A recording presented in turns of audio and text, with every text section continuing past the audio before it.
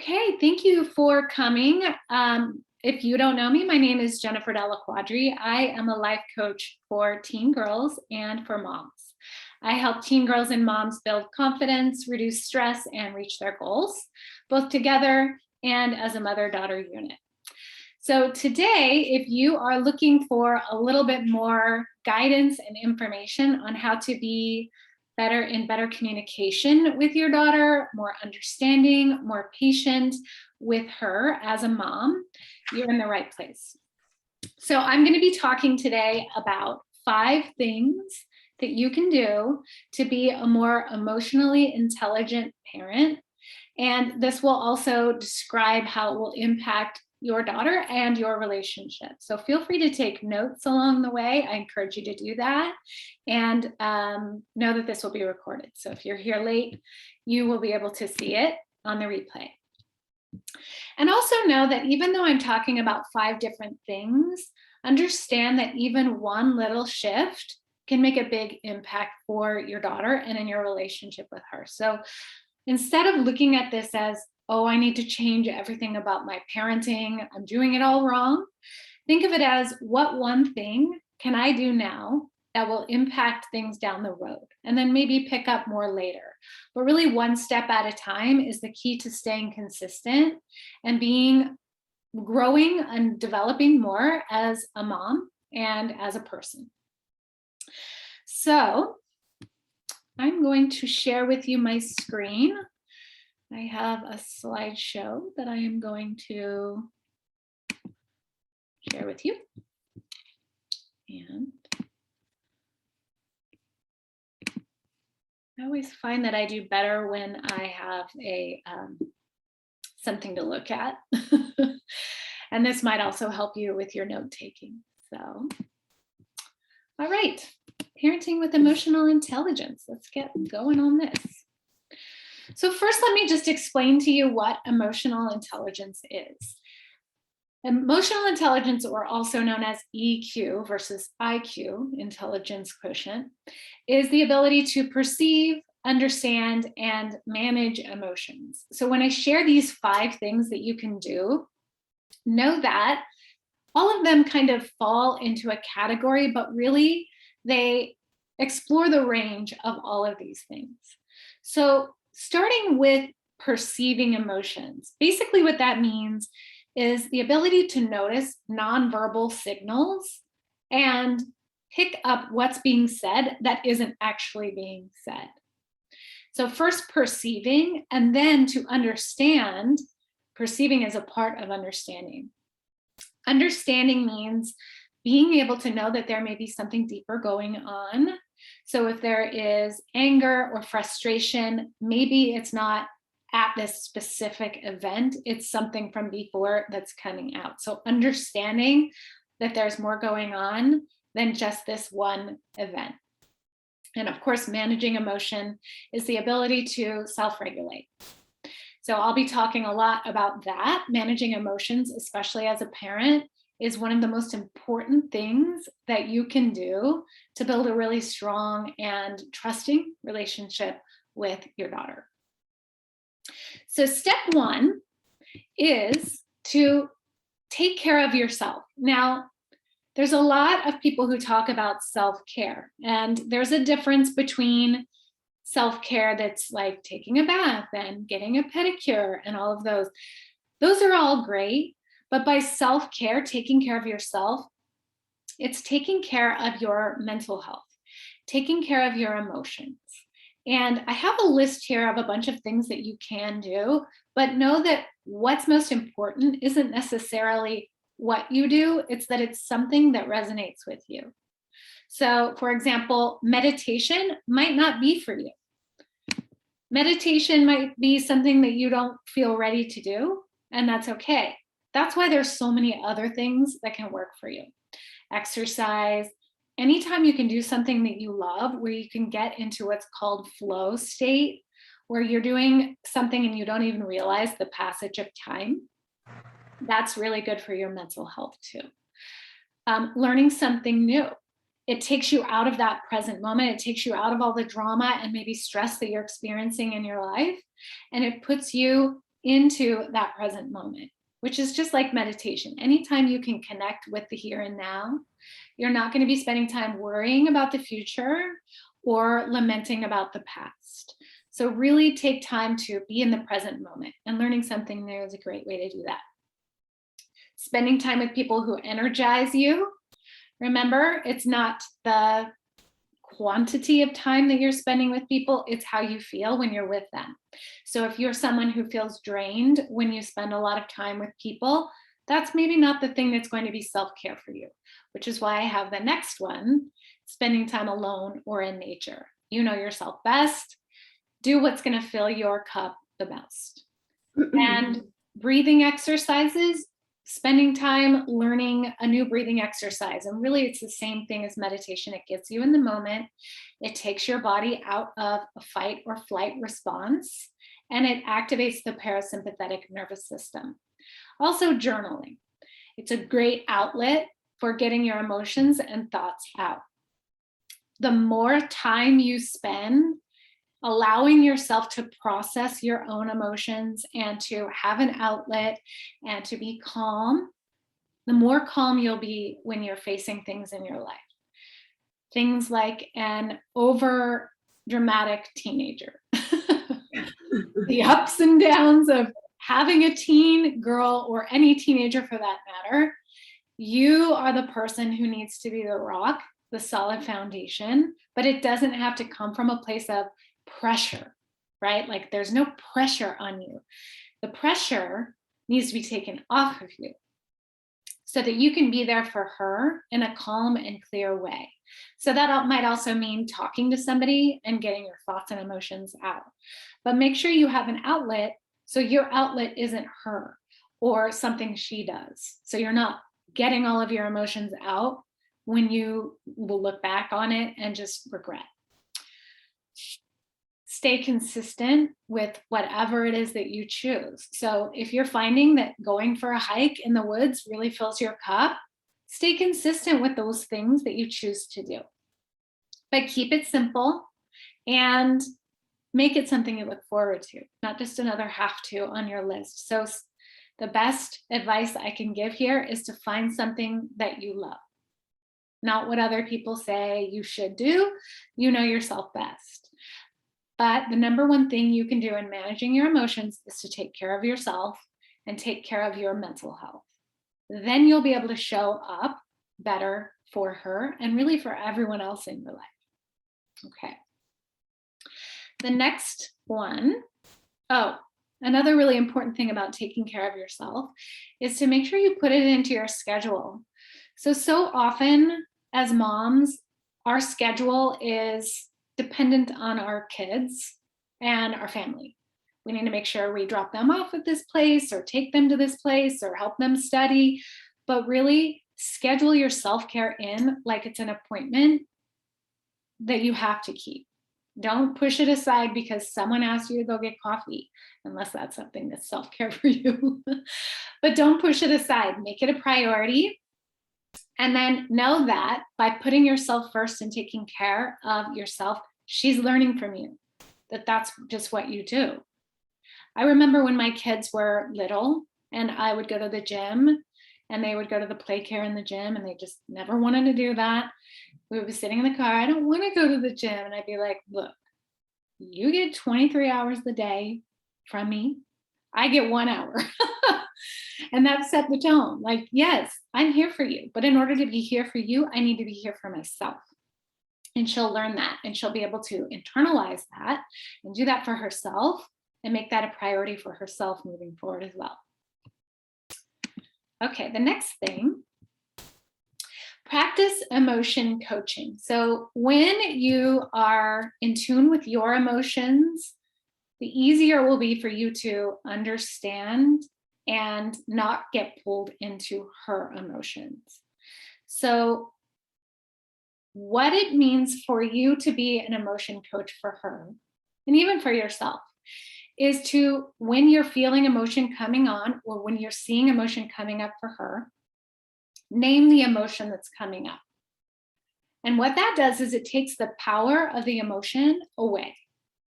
It brings it out into the open instead of having it be buried down. So ask, what is it you're feeling right now? Have her name it, or you name it yourself.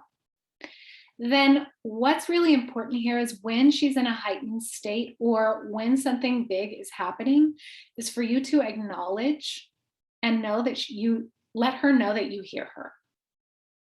So that sounds a little bit like, let's say she's upset about something that happened at school.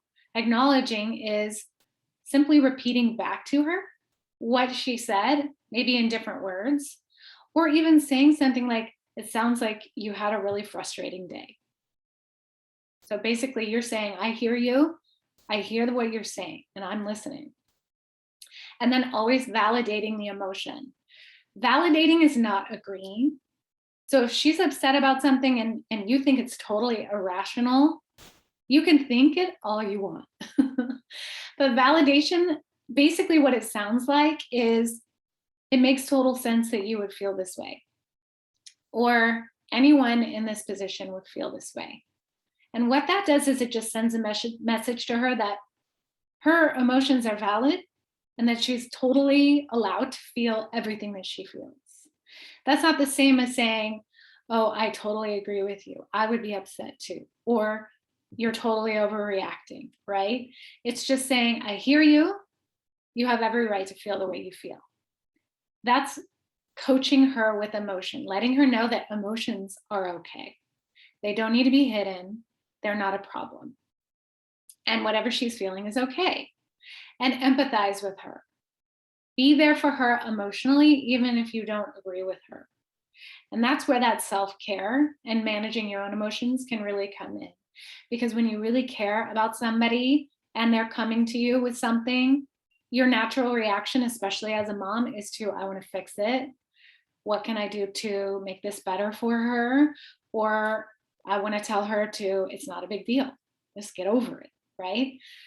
But I want to encourage you not to do that, because what that does is it sends a message to her that what she experiences isn't valid.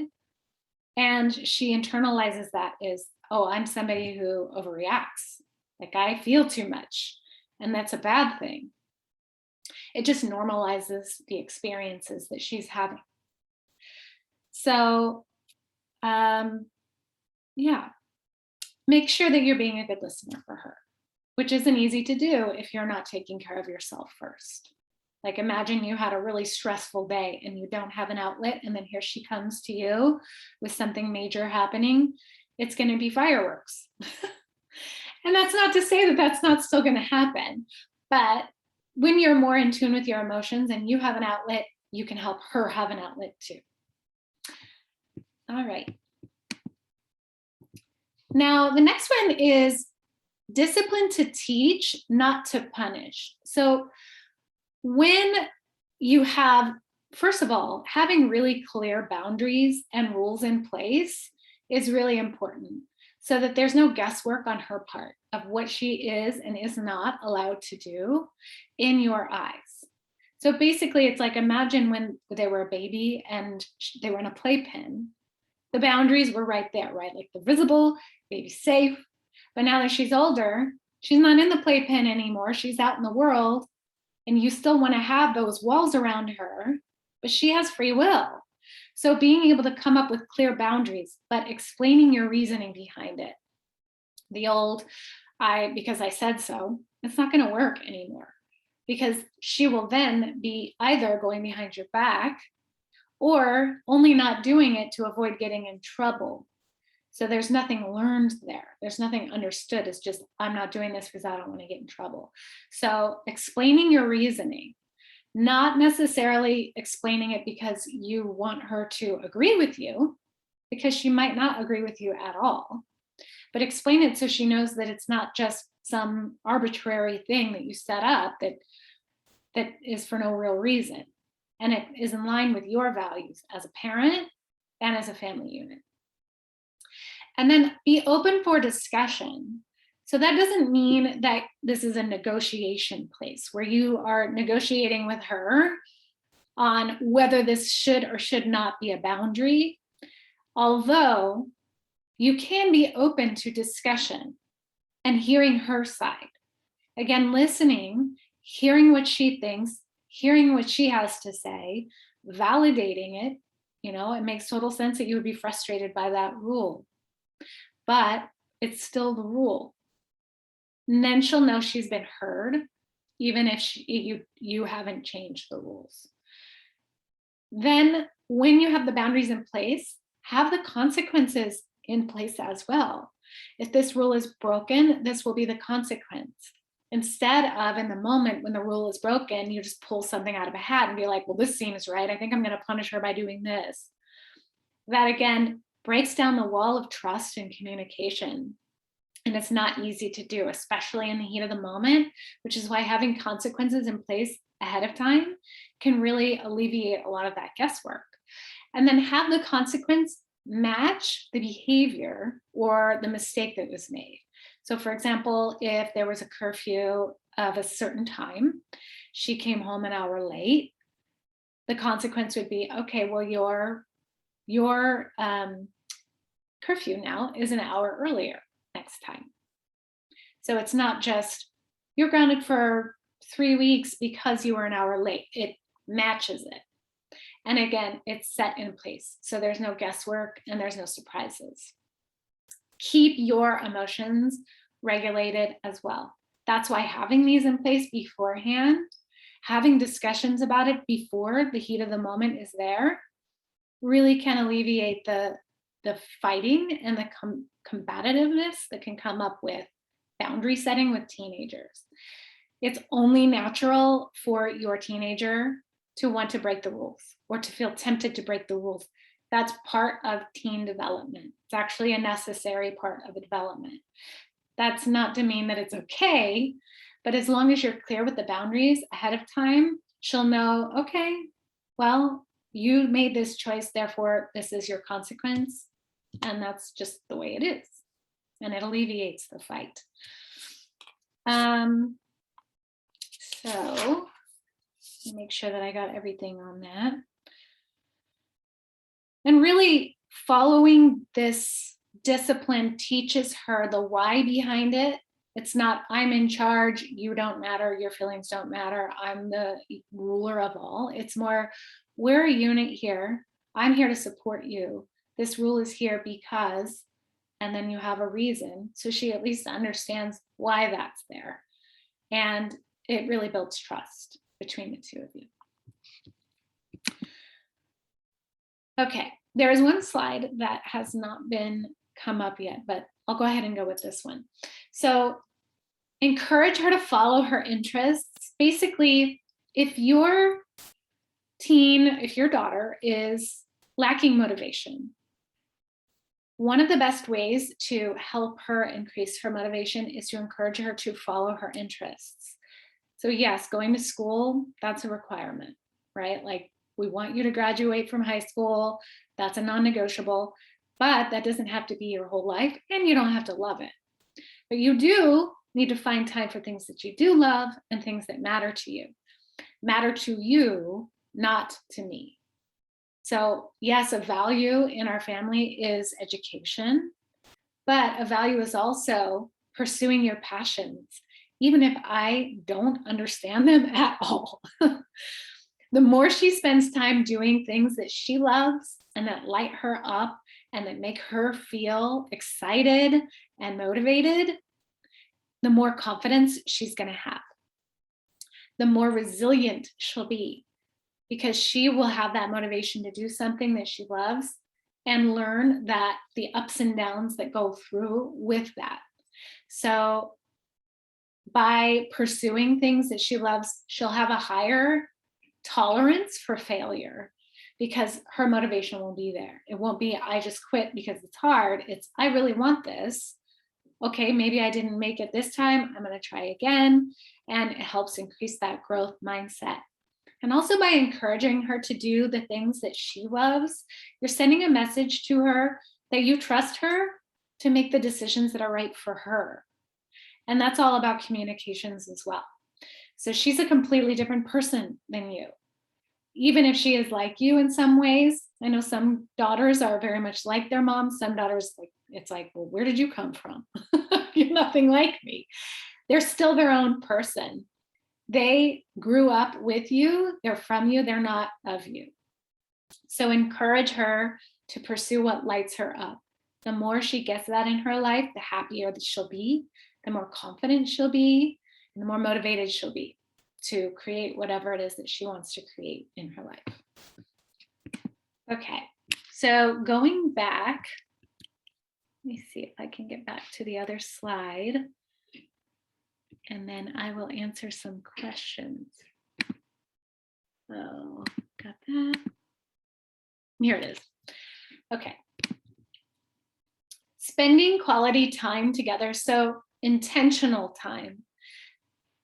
The first thing is to find something that she likes to do. And, maybe that can be hard to do, but if you can find something she likes to do and then do that with her, that's a great way to spend intentional time with her. That doesn't mean that you're going to love it, but it opens the door. It's like, hey, let's do this. I know you love it. Let's do this together. But remember, the intentional time that you're spending, having it be a quality time over quantity is the most important thing. That you are being intentional about it. It's not just we're spending 4 hours together sitting here staring at each other. It can be micro moments, walking the dog, putting together a Lego set, sitting and coloring, watching a TV show, learning something new, maybe watching something on YouTube and learning a new skill together, but being intentional about it and planning it, making it part of your weekly schedule at least once a week, or what, this is going to be our time together, even if it's only 10 minutes. It really does. It's an investment in your relationship with her. It tells her that you care about her. And I know teens, their number one thing is not, hey, I want to hang out with mom. Mom's number one.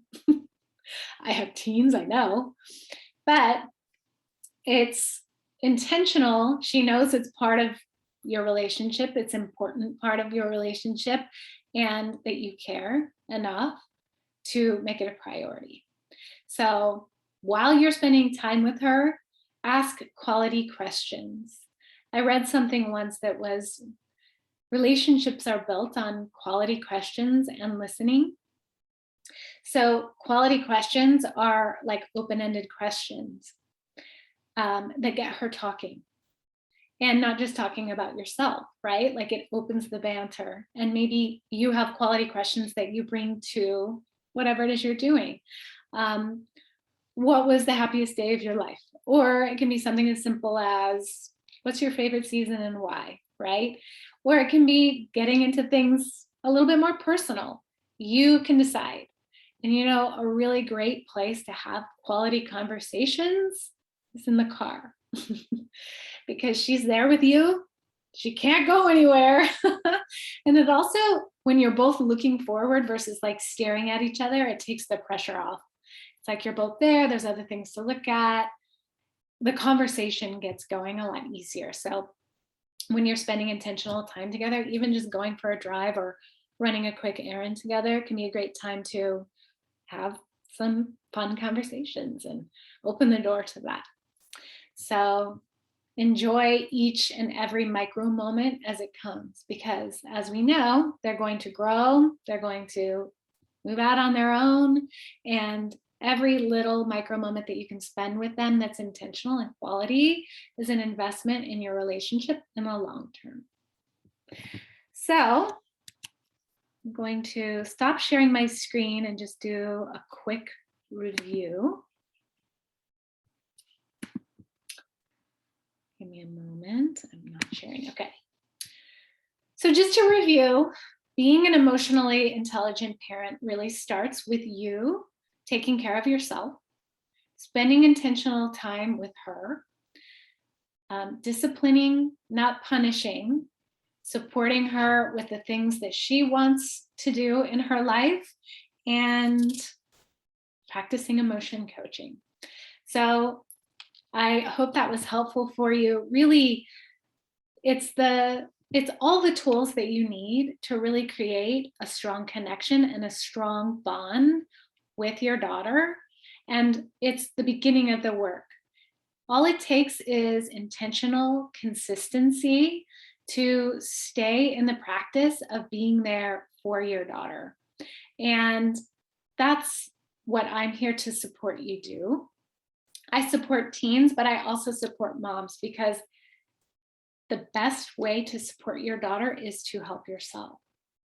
Getting yourself through whatever comes up for you, whatever's holding you back, whatever conditioning that you've had is impacting your relationship with her, it changes everything when you're more intentional, when you're more grounded, and when you can come and parent from a clear space. So if you are interested in really making changes in how you show up as a mom and as a parent, I encourage you to set up a consultation. On our call, I'll have you share challenges that you have, goals that you have, what you'd like to create in your life. And then I'll share with you step by step what you can do to really start making that change now. So schedule the consultation at dellaquadricoaching.as.me, and we'll set up a time to talk. And thank you so much for coming, and I will see you next time.